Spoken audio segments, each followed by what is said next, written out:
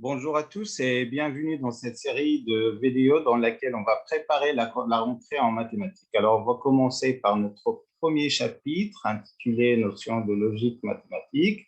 C'est un chapitre destiné aux élèves de la première année baccalauréat sciences mathématiques BIOF. Et on va le faire selon trois étapes. La première, on va faire un tour sur l'essentiel du cours, et puis dans un deuxième mouvement, on va travailler avec les méthodes, c'est-à-dire on va proposer les démarches, les stratégies nécessaires pour aborder des exercices ou bien des situations proposées en relation avec la notion de logique. Et puis, dans une troisième étape, on va travailler sur l'aspect de l'évaluation des contrôles ou bien des DS. Alors, on commence sans s'attarder et je vais d'abord évoquer l'aspect historique de la chose. La logique, c'est l'organon, et l'organon désigne l'ensemble des traités qu'Aristote a consacrés à la notion de logique. Et donc, dans la littérature, elle figure le paradoxe du menteur, et le paradoxe signifie quelque chose qui est contradictoire, qui est vrai et faux à la fois. Donc, on va expliciter un peu plus. Alors, le paradoxe du menteur suppose que la personne qui dit « je mens » ment tout le temps, y compris quand il dit cette phrase. Par conséquent, si ce qu'il dit est vrai, et puisque c'est un menteur, et donc ce qu'il dit, il est faux. Par ailleurs, si au contraire sa phrase elle est fausse, alors il ment et la phrase dit bien la vérité. Donc ceci remet en cause l'idée qu'une phrase puisse être soit vraie, soit fausse. Et enfin, ce qui me concerne, si un énoncé vient affirmer sa propre fausseté, alors il ne peut logiquement être ni vrai ni faux. Et donc, le premier message dans cette page 0, c'est qu'une proposition ou bien une phrase, une assertion dans le cadre des mathématiques, à l'encontre dans le cadre philosophique, peut être soit vraie, soit fausse. C'est ce qu'on va voir ensemble. Alors, pour la définition, qu'est-ce que c'est qu'une proposition ou bien une assertion? C'est un énoncé mathématique, par exemple, l'équation x carré moins 5 égale à 0 n'a pas de solution dans R. C'est une proposition mathématique, c'est une assertion mathématique, c'est un énoncé mathématique, sauf qu'une proposition dans la logique mathématique, elle est soit vraie, soit elle est fausse. Par conséquent, regardez, si on prend P, cette proposition, c'est une proposition qui est vraie, parce que si je prends par exemple x égale à 5, alors si on remplace x par la valeur 5, on trouve qu'il vérifie cette équation, et par conséquent, cette proposition, elle est vraie. De même, si on prend x égale à moins 5. Voyons la deuxième proposition. Un parallélogramme est un carré, point. C'est une proposition qui est fausse parce qu'un parallélogramme n'est pas forcément un carré. Il peut y avoir un losange ou bien un rectangle. Troisième proposition, le carré de tout nombre réel non nul est strictement positif. Bien évidemment, c'est une proposition, c'est un énoncé qui est correct, donc c'est une proposition vraie. Troisième proposition, si la distance AM égale à la distance AN, alors A est le milieu du segment MN, et donc c'est une proposition fausse parce que on n'a pas forcément les 3 points AMN sont alignés, bien appartiennent à la même droite. Si M plus N égale à 8, avec Mn le couple appartient à N carré, alors oui, mais ce n'est pas une proposition car il ne peut rien dire, il n'annonce rien. Donc, ce n'est pas une proposition. Voilà donc pour la définition d'une proposition. Et donc, à retenir qu'une proposition ne peut pas être vraie et fausse à la fois. Et comme on vient de voir, on peut les noter par les lettres P, Q, R, S, et ainsi de suite. Et à signaler qu'un théorème, c'est une proposition dont la valeur de vérité est vraie. Alors, voilà ce concept de la valeur de vérité. On vient d'assigner ou bien de relier chaque proposition à l'un des mots faux ou bien correct. Et donc, c'est la valeur de vérité. Donc, chercher la valeur de vérité d'une proposition revient à dire est-ce que la proposition énoncée, est-ce qu'elle est correcte ou bien elle est fausse. On va faire un petit point, une petite pause pour répondre ou bien pour étudier la valeur de vérité de chacune des propositions proposées. 2022 est un nombre impair. C'est bien une proposition qui est fausse. 113 est un nombre au premier. Est-ce que c'est vrai ou faux? À vous de voir. L'équation x carré plus 2x plus 1 admet une solution unique dans R. Bah, est-ce que c'est faux ou bien vrai? À vous de voir. Il s'agit bien d'un trinombre du second degré, donc calculer le discriminant ou bien voir qu'il s'agit bien d'une identité remarquable et donc moins 1 c'est une solution. Donc, je peux bien confirmer qu'il s'agit d'une proposition vraie. Proposition D, n plus n, donc il ne donne rien, pas d'information. Donc, ce n'est pas une proposition, ce n'est pas une assertion. Et ainsi de suite, si M appartient au cercle de centre O de rayon R, alors OM égale R, c'est une proposition qui est vraie. Voilà donc pour cette première page. On vient de voir qu'est-ce que c'est qu'une proposition, c'est l'essentiel.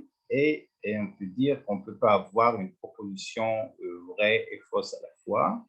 Et puis, on a vu le concept de valeur de vérité, c'est-à-dire chercher ou bien affirmer quand est-ce que cette proposition elle est vraie ou bien elle est fausse. Dans cette page, page 2, on va voir qu'est-ce que c'est que la fonction propositionnelle.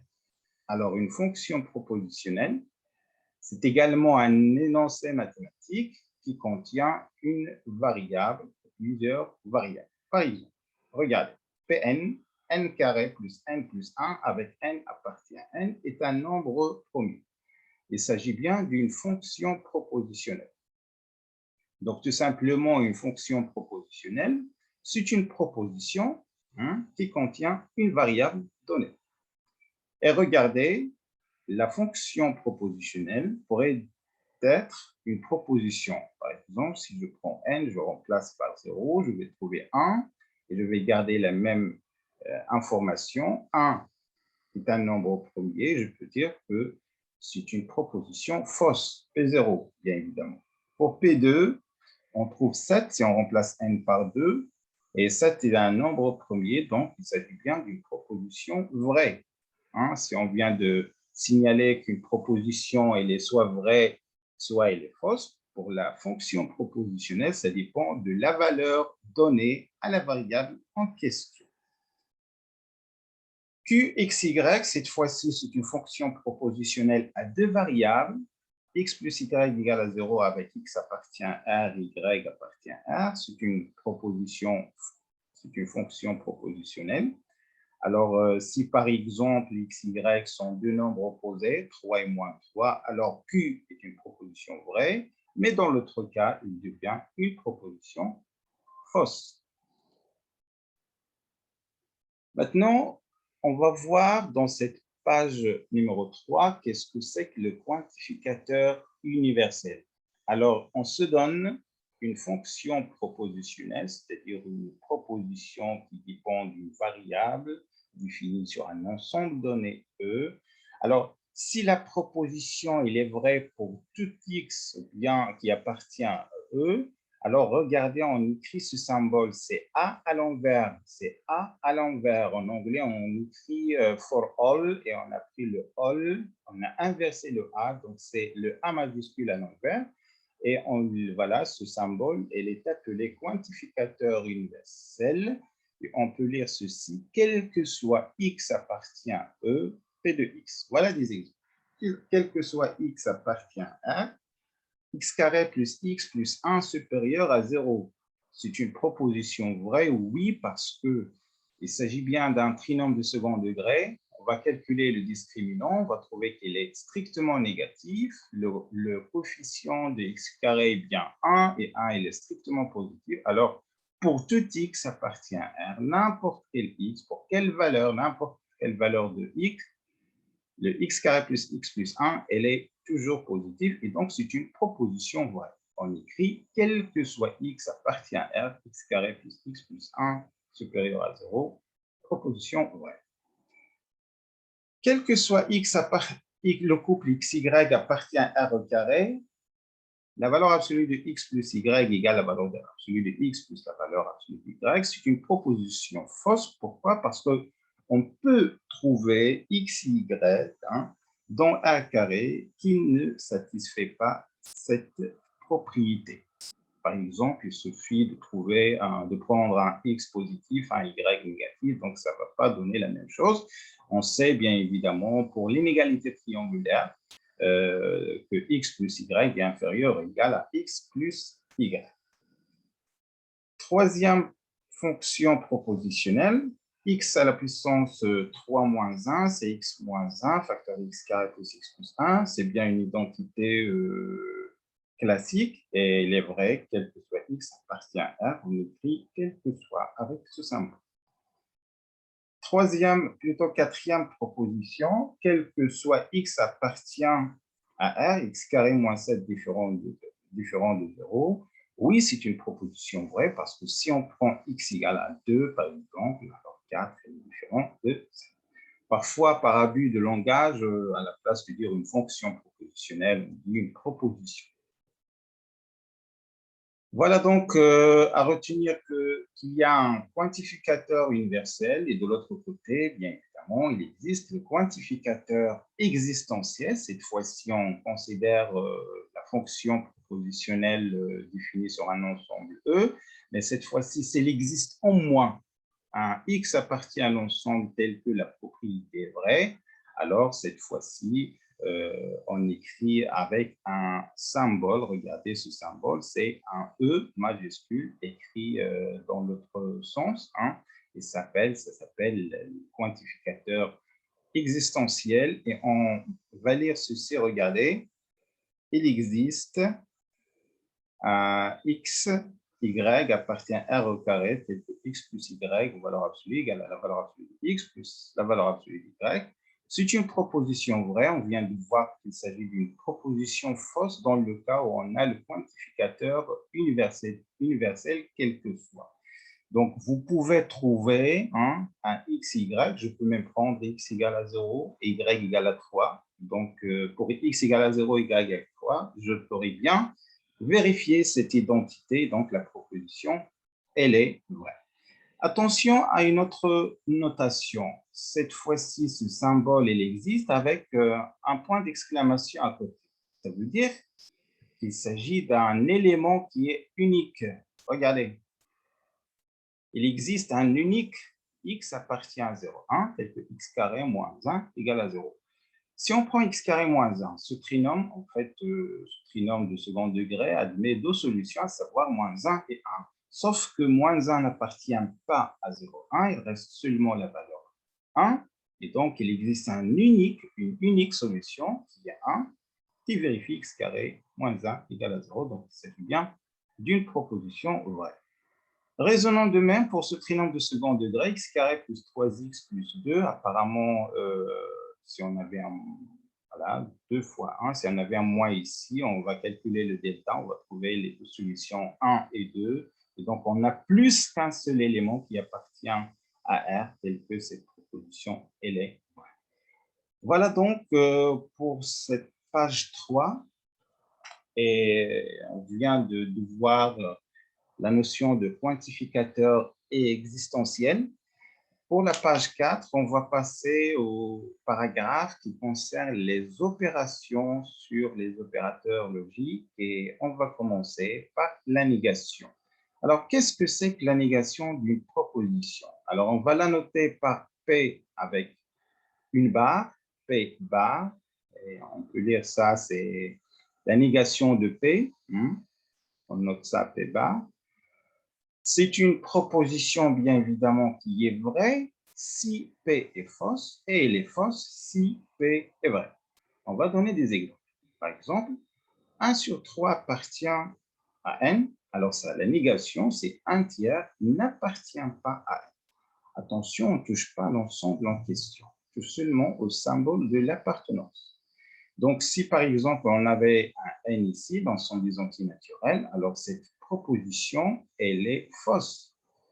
Et bien sûr, sa négation, elle est vraie. On va trouver 1 sur 3 n'appartient pas à N, ce qui est vrai. Si cet ensemble est bien l'ensemble R, on va avoir 1 sur 3 appartient à R, ce qui est vrai. Et 1 sur 3 n'appartient pas à R, ça c'est faux. Deuxième proposition, x supérieur ou égal à 5, sa négation est bien x strictement inférieur à 5.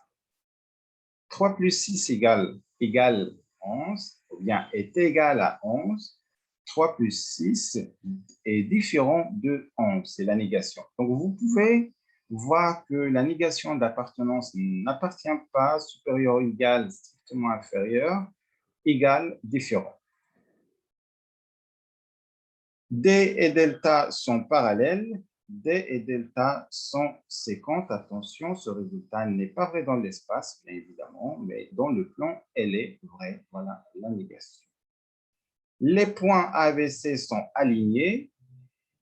Alors, sa négation ABC, les points ABC ne sont pas alignés, mais ce qui se traduit dans le plan, si on a 3 points non alignés, alors forme un triangle. La négation d'une proposition quantifiée, ça veut dire une proposition qui contient un quantificateur ou bien ce qu'on appelait la fonction propositionnelle. Alors, comment on va faire la négation d'une fonction propositionnelle, c'est-à-dire il contient soit le quantificateur universel ou bien le quantificateur existentiel. Regardez la propriété. Alors, la négation de quel que soit x appartient à un ensemble P de x, et il existe, regardez, donc c'est la négation de quel que soit il existe. Attention, on ne touche pas à cette appartenance. On est dans le cours et on va revenir sur ces remarques. 2 points, P de x, on fait la négation de la proposition P. Dans la même logique, la négation de il existe x appartient à E, P de x, eh bien, quel que soit, attention à l'erreur ici, quel que soit x appartient à E, P bar de x. Donc, regardez ces exemples. Quel que soit x appartient à R, x carré plus 1 strictement supérieur à 0, sa négation, il existe un x appartient à R tel que x carré plus 1 inférieur ou égal à 0. On fait la négation de cette proposition et on change le quantificateur universel par le quantificateur existentiel. Et encore une fois, attention, on ne touche pas à ce symbole. Il existe un x appartient à R tel que x plus 2 appartient à R. Sa négation, quel que soit x appartient à R, x plus 2 n'appartient pas à R. Une fonction propositionnelle à deux variables. Quel que soit x appartient à R, il existe un R, y appartient à R tel que y plus x égale à 2. Alors, sa négation, regardez, quel que soit va devenir il existe va devenir quel que soit, le symbole égal, différent. Voilà donc la négation. Page 5. Alors, on va voir dans cette partie qu'est-ce qu'on entend par la conjonction et la disjonction de deux propositions. Tout simplement, la conjonction revient à prendre deux propositions et les coller avec un « et », P et Q. Alors que la disjonction, c'est P ou Q. Voilà un exemple. Voilà la première proposition, P et Q. La première proposition, 5 au carré égale à 25. Q racine de 2 appartient par exemple à R. Alors, la disjonction, c'est P au Q. Regardez, 5 au carré égale à 25. Ou bien, ou racine de 2 appartient à 1. Pour la disjonction, on colle les deux propositions, on met le « et ». Et bien évidemment, la question qui se pose, on a parlé de la véracité ou bien la valeur de vérité d'une proposition propositions données. Maintenant, on prend deux propositions et avec une relation logique, on a parlé de la conjonction et également de la disjonction. La question qui se pose, comment pourrais-je avoir ou bien savoir la valeur de vérité de la conjonction de deux propositions ou bien de la disjonction de deux propositions, sachant la valeur de vérité de chacune des propositions. Alors, ça croise la logique naturelle. Par exemple, P et Q, elle est vraie si et seulement si P et Q sont vrais à la fois. Je répète, la valeur de vérité de la conjonction de deux propositions P et Q, elle est vraie lorsque P et Q sont vrais à la fois. Tandis que P ou Q, elle est vraie si au moins l'une des deux propositions, elle est vraie. Alors, je tiens juste à faire un petit tour très rapide sur ces connecteurs logiques, mais bien sûr, dans un deuxième mouvement, on va bien aborder, creuser un peu plus pour consolider ces savoirs. Maintenant, on va voir et on va finir par qu'est-ce que c'est qu'une implication et qu'est-ce que c'est qu'une équivalence. Alors, une implication, regardez-moi ce symbole, ça veut dire une implication et on lit cette phrase, racine de 2 inférieure strictement à 2 implique 8 est un nombre impair. Alors, vous pouvez bien évidemment voir qu'il n'y a pas une logique dans cette logique mathématique. C'est une proposition P, et puis on a une autre proposition Q, et puis l'implication qui est relie. Hein. Mais on verra bien comment on va aborder ceci dans les situations proposées. Deuxième implication, regardez, 36 et premier implique qu'il existe x appartient à R tel que x moins 3 au carré strictement inférieur à 0. Alors, mais comment on va conclure sur la valeur de vérité? L'implication, regardez, c'est P implique Q, ça veut dire on peut la traduire par P bar au Q. Donc, à retenir comme première propriété, parce que l'implication, c'est P bar au Q. Et donc, regardez, ça c'est P et ça c'est Q. Donc, P bar, ça veut dire racine de 2 supérieur ou égal à 2, ce qui est faux parce que racine de 2, c'est 1,41 près. Et 8 est un nombre impair, ça aussi c'est faux. Et donc, les deux propositions sont faux. Donc, la disjonction ou donne quelque chose qui est faux. Pour la deuxième, P bar, c'est quoi? 36, attention ici, c'est EST, n'est pas premier. Il existe un x appartient à R tel que x moins 3 au carré inférieur à 0. Alors, ça, c'est pas vrai parce que le carré, il est toujours positif, donc celle-là, elle est vraie. La négation de celle-là, elle est vraie parce que 36 n'est pas un nombre premier, il est divisible par 6. Donc, l'une des moins des deux propositions étant vraie, donc l'implication, elle est vraie. Donc, on va revenir sur ce point, bien évidemment, mais pour le moment, à retenir qu'une implication schématisée par ce symbole, ça revient à écrire la disjonction de P bar et Q. En ce qui concerne l'équivalence, alors l'équivalence, c'est en quelque sorte, c'est les deux implications parce que l'implication, elle a un sens. Regardez, c'est comme une flèche qui a un sens. Alors, donc l'implication 36 premier implique ceci. Ce n'est pas la même chose qu'il existe un x appartient à R implique 36 et premier. Et donc, on a deux propositions. Ces deux implications sont reliées avec une conjonction, on peut parler du symbole de l'équivalence. Par exemple, regardez-moi cette expression. X égale à 2 ou x égale à 2 moins 2, elle est équivaut à écrire x carré égale à 4. C'est une proposition vraie. On va revenir pourquoi elle est vraie. Parce qu'on peut bien décomposer d'une part ceci. Donc, si on prend x égale à moins 2, alors moins 2 carré c'est 4. Si on prend x égale à 2, 2 carré c'est 4, hein, dans ce sens. Et dans l'autre sens, x carré égale à 4, c'est équivaut à écrire x carré moins 4 égale à 0, x moins 2 facteur de x plus 2 égale à 0. donc le produit de deux quantités nulles, donc chacune est nulle, et va me donner x égale à 2 et x égale à moins 2. Donc, on peut bien, voilà un très bon exemple de qu'est-ce que c'est qu'une équivalence. Hein. Mais attention également à l'erreur, on écrit ici ou et non pas et. Hein. Si on écrit i, alors c'est faux. Hein. Bien, ou. Voilà donc pour l'implication et l'équivalence.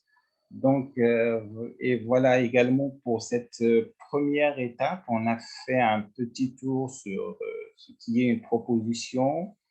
Et on a dit qu'une proposition dans le cadre mathématique ou bien dans le cadre de la logique mathématique, il devrait être soit vrai, soit fausse. Et puis, on a vu qu'est-ce que c'est qu'une fonction propositionnelle. Donc, c'est une proposition qui contient au moins une variable qui appartient à un ensemble de données. Et puis, on a vu qu'est-ce que c'est que le quantificateur universel, noté par le A écrit à l'envers. Ça veut dire qu'une proposition, elle est vraie pour tous les éléments qui appartiennent à l'ensemble en question. Et on a vu également le quantificateur existentiel, ça veut dire qu'il existe au moins un seul élément, au moins un élément qui appartient à l'ensemble, tel que la proposition est vraie. On a vu également, il existe un unique élément, c'est lorsqu'on a écrit le symbole de l'existence avec un point d'exclamation. Et puis, dans un troisième volet, on a vu qu'est-ce que c'est que la négation d'une proposition et on a dit si P est une proposition vraie, alors sa négation, elle est fausse. Et on a vu comment aborder la négation des propositions, si on appartient, n'appartient pas, si on est égal, différent, si on est strictement supérieur, c'est inférieur ou égal. Et puis, on a vu qu'est-ce que c'est que la conjonction de deux propositions. On met le et la disjonction, on met le ou, et puis on a fini par voir qu'est-ce que c'est que l'implication, et l'implication d'une proposition P implique Q, ça veut dire que c'est équivaut à P bar au Q. Enfin, on a dit que l'équivalence, c'est contient deux propositions, deux implications, P implique Q et Q implique P.